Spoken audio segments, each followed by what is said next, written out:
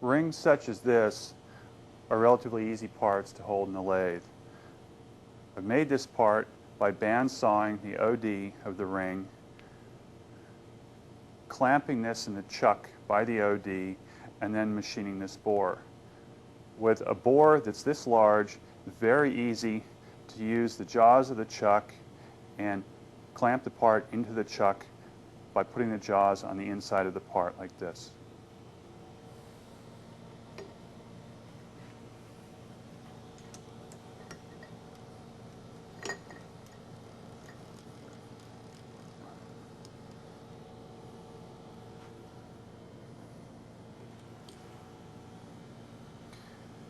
This part is now very firmly held in the chuck.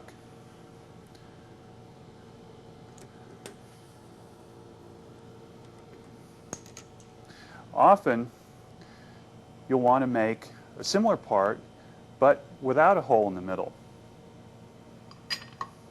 Not having a hole means we can't attach it to the chuck by grabbing it with the jaws. We can't support this ring from the outside because that's the part we want to machine. Convenient way to hold a part like this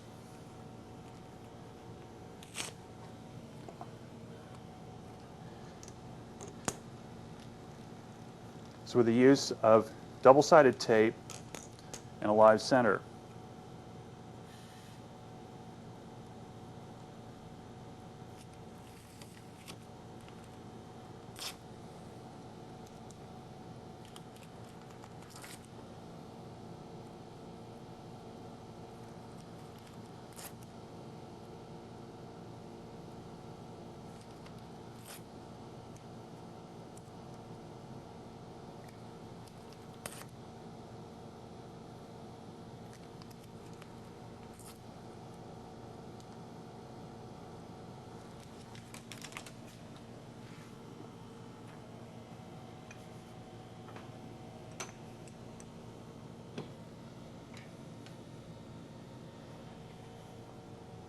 Now we're not going to use the jaws of the chuck at all to actually grab the part. What we're going to do is press the part up firmly against the ends of the jaws. The double-sided tape there is to keep the part from spinning as we're cutting on the outer edge of the part.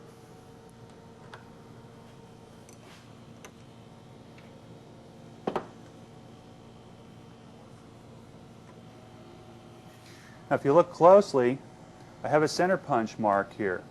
That's the mark I used for the compass that I used to scribe the circle that I then cut out on the bandsaw.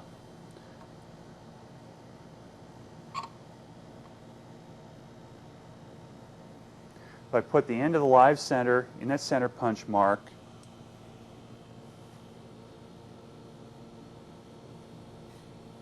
apply some force to the part, pushing it up against the double-sided tape,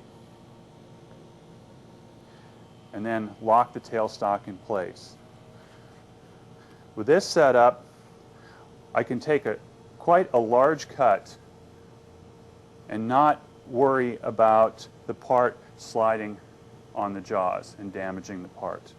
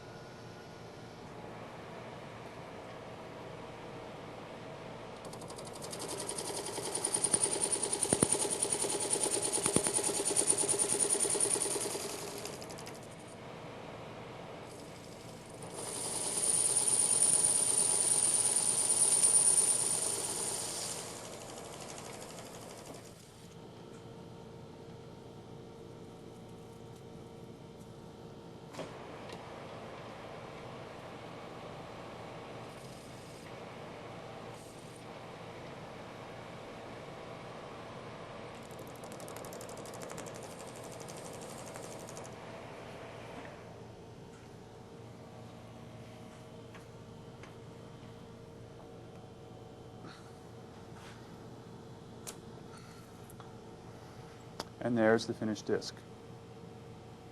There are times when even a mark as small as this is a problem, is unacceptable.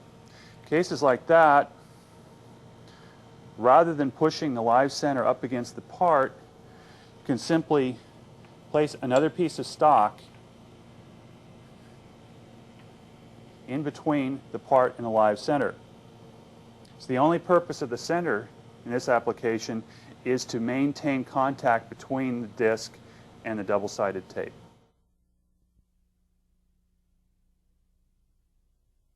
These are lathe arbors. Come in a standard range of sizes from about 1/8 of an inch up to 1 inch or more. What looks like a straight shaft actually has a very slight taper to it.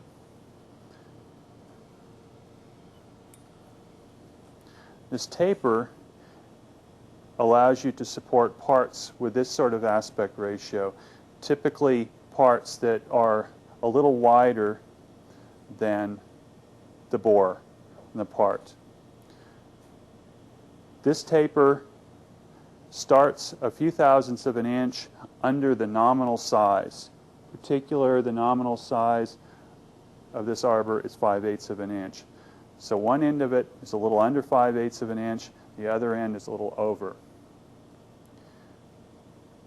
Take any part that has a 5/8 nominal bore and press it on to the lathe arbor with an arbor press. This assembly can then very easily be installed in the lathe chuck.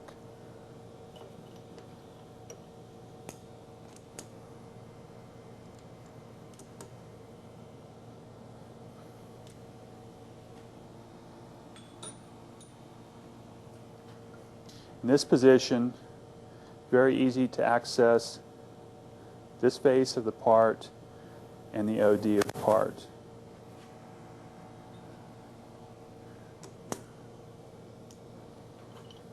There are times when you'll want to be able to get access to the back side of the part as well. In particular, there are times when you want to make very sure that these two faces are parallel.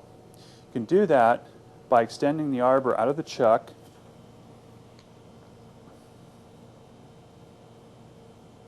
then supporting this into the arbor with a center.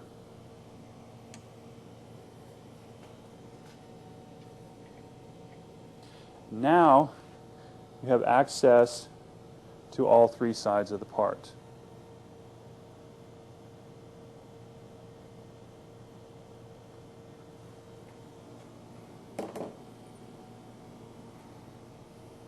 Now with parts such as this, where this dimension is at least as large as the bore, installing this on an arbor gives you very accurate support. However, if you have a part such as this, with a very low aspect ratio, meaning this distance here, the thickness, is smaller than the bore, if you attempt to support this on an arbor, it's very difficult to make sure that this part is perpendicular to the arbor.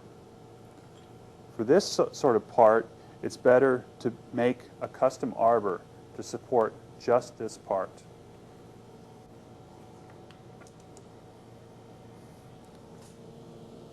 A custom arbor usually starts with a piece of bar stock like this. I've chosen this piece of stock so that this diameter is large enough to give me good support in this part.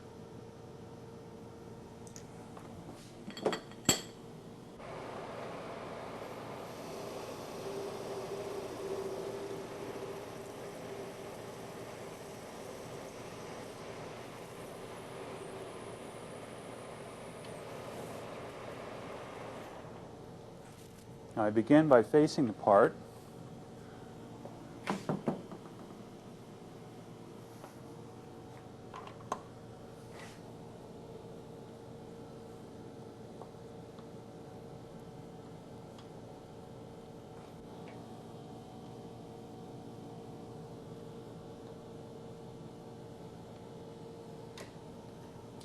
And then using a tool with an angle here that's considerably less than 90 degrees, I can come in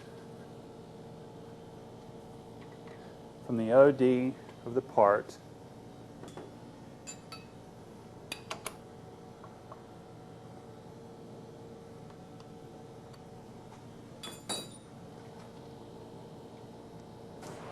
like this.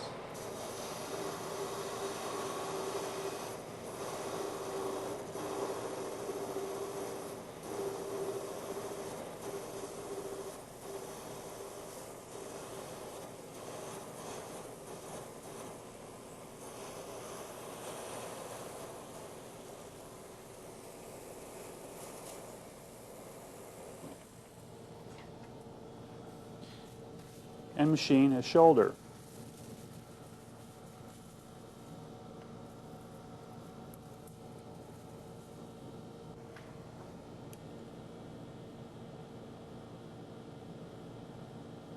Now I've just started roughing out this shoulder, so I'm still about 1/4 of an inch over the bore of the part that I'm eventually going to mount on this arbor.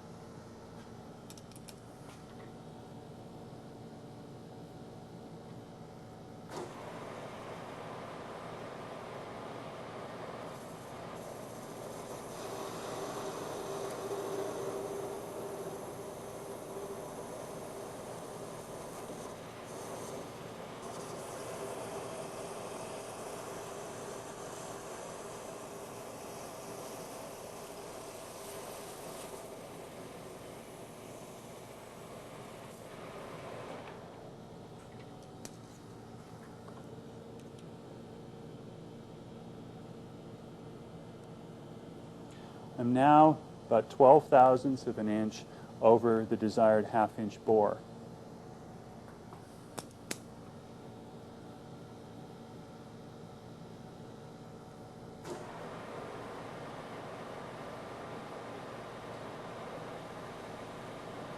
During this pass, which is a relatively light finishing pass, if you watch closely at the intersection of the face of the part and the shoulder, you'll see that I'm plunging the tool in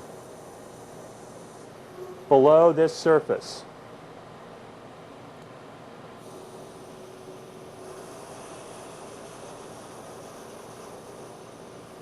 And then taking off the remaining 12/1000ths of an inch.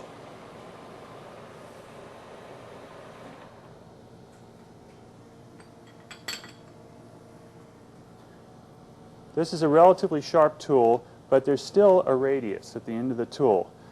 So I plunge the tool into the face to make sure that that radius doesn't contact this edge of the bore.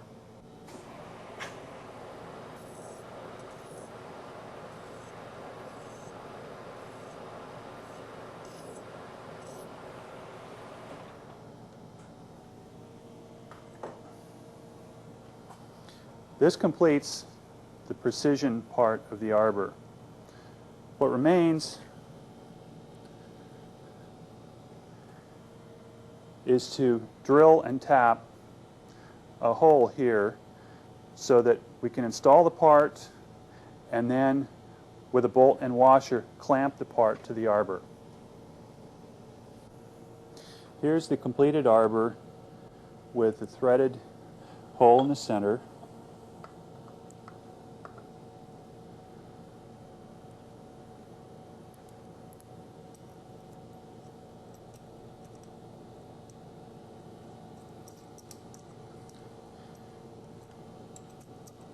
And using a bolt with a washer to distribute the load.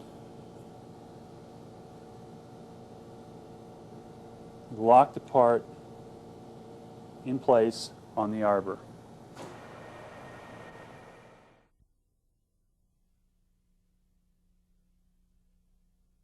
For very accurate work with lathe arbors, it's desirable to mount the arbor between centers.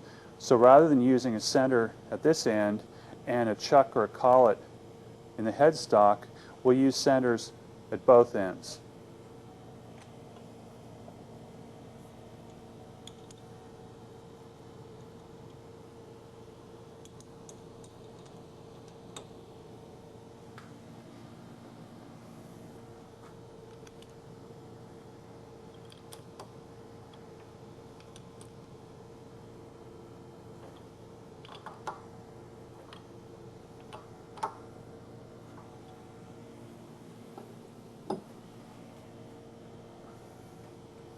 This center is identical to the center that's in the tailstock, but it's mounted in a special taper that fits into the headstock.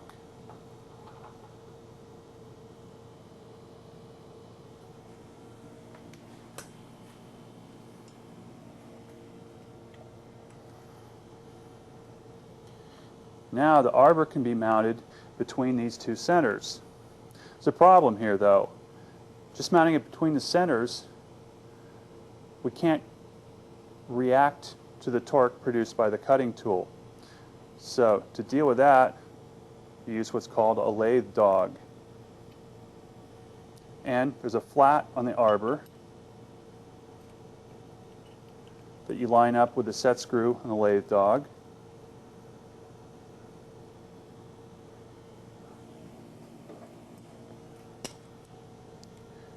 Tighten the dog in place. Insert the tail of the dog in the slot.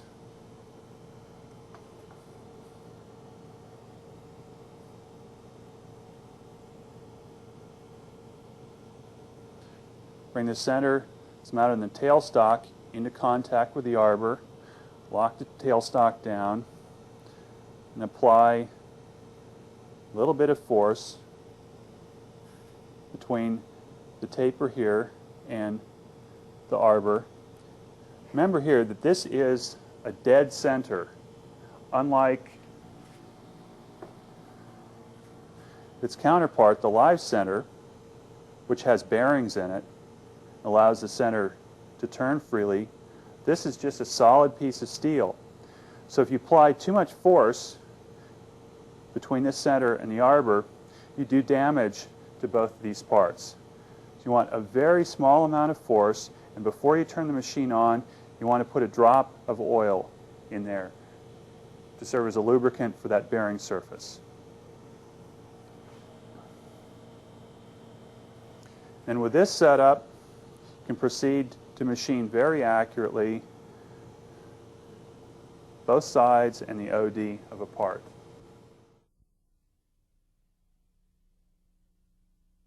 Face plates are used often to secure parts in a lathe that are difficult or impossible to secure with either collets or chucks.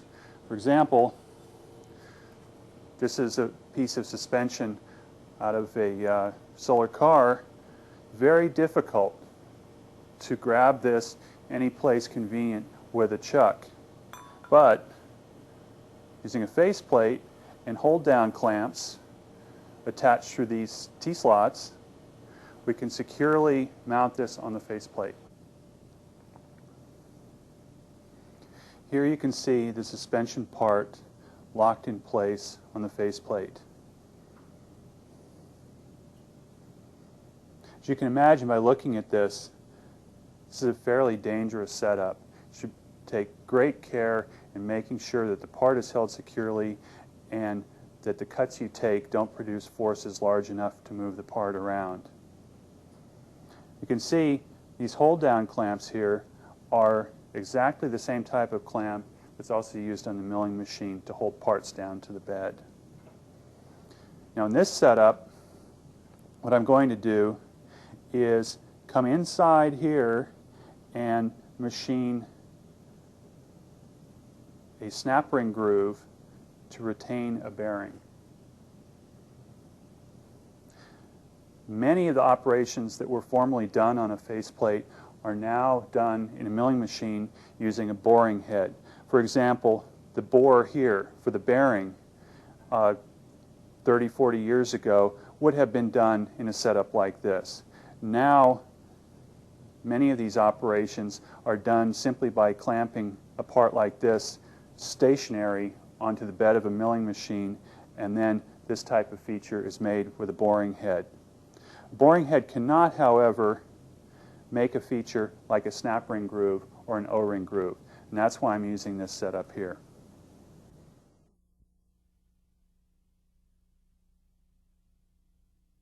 Another use of the faceplate is to support very thin materials such as sheet metals or thin sheets of plastic.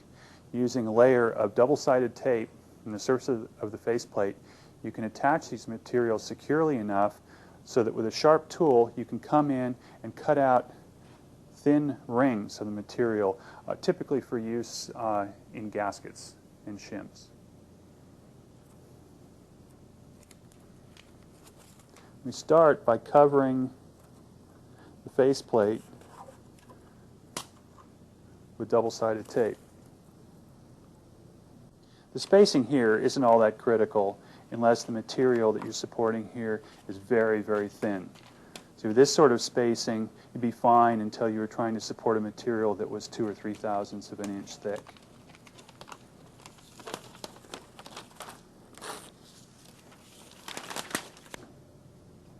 This is a piece of aluminum sheet that's roughly 30 thousandths of an inch thick.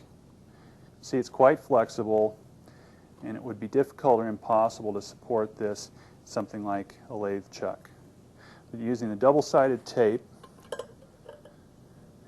and the live center, you can press this up against the faceplate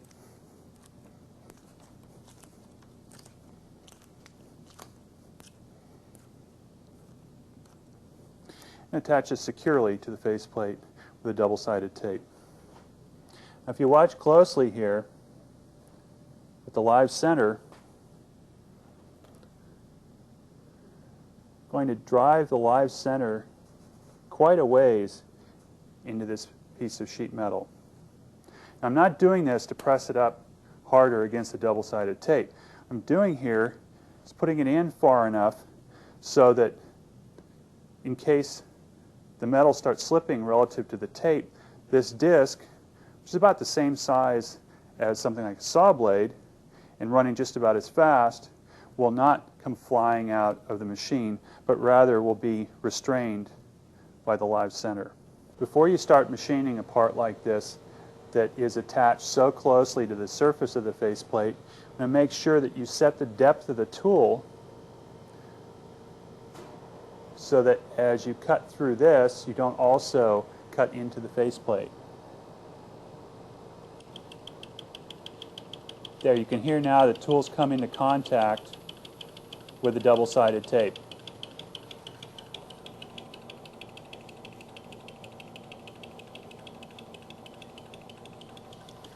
Now I've just set the depth stop so this tool can't go past that point and into the faceplate.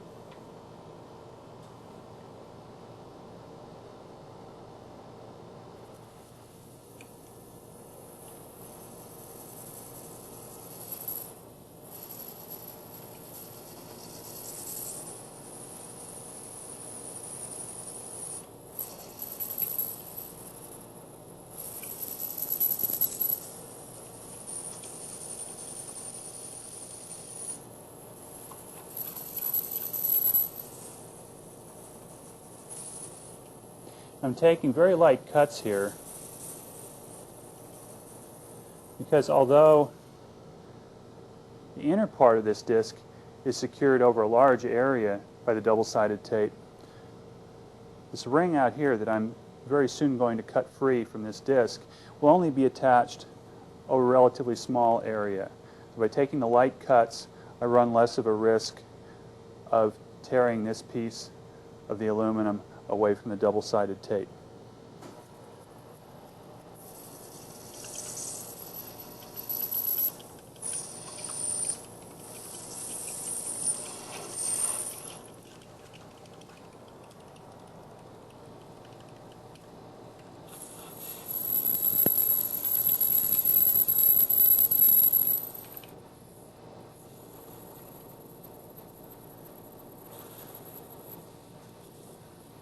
Okay. I've now hit the depth stop, so I've cut all the way through the disc and just into the double-sided tape.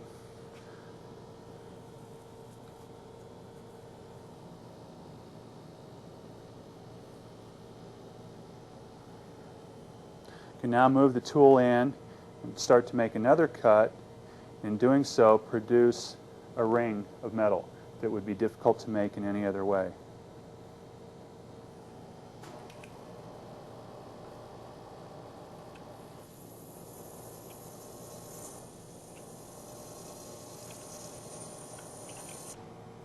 I have now completed both of these cuts. I'm back off the live center.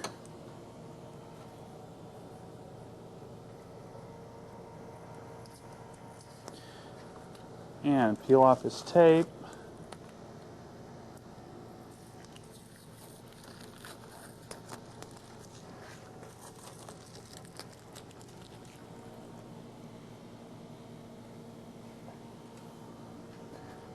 And with a little bit of prying,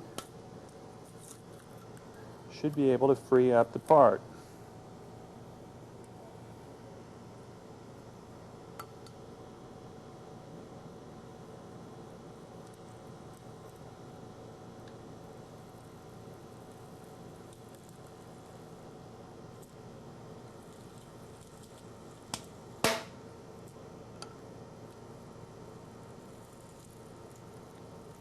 It's important to be patient here with the double-sided tape. You can hear, when I deflect the part, over quite a period of time, you can hear the tape pulling away. So if you try to pull the part free suddenly, you risk bending the part. You do this slowly,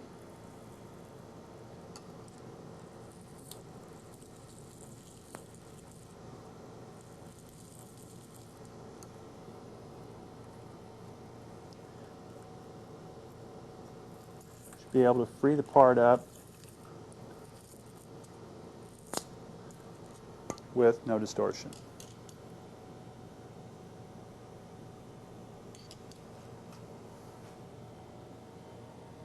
Now, this is a useful technique whether you're making rings like this, use as spacers or gaskets or shims, something like that, or whether you want just the center part, a disc like this.